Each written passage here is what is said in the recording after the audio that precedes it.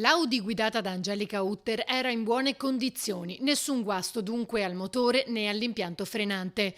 L'ha stabilito la perizia commissionata dalla Procura di Belluno, smentendo definitivamente quanto dichiarato dalla 31enne tedesca che nelle scorse settimane dal carcere veneziano della Giudecca aveva invocato il guasto meccanico.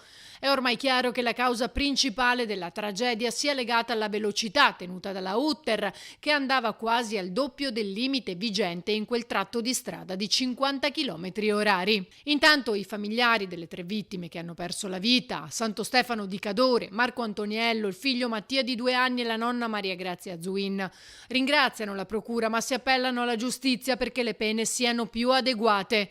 Non è tollerabile, dicono Elena e Rocco, che la nostra giustizia interpreti gli omicidi stradali come reati da punire così poco, scrivono, lasciando i congiunti delle vittime con quel senso di ingiustizia che nessun risarcimento assicurativo potrà mai compensare.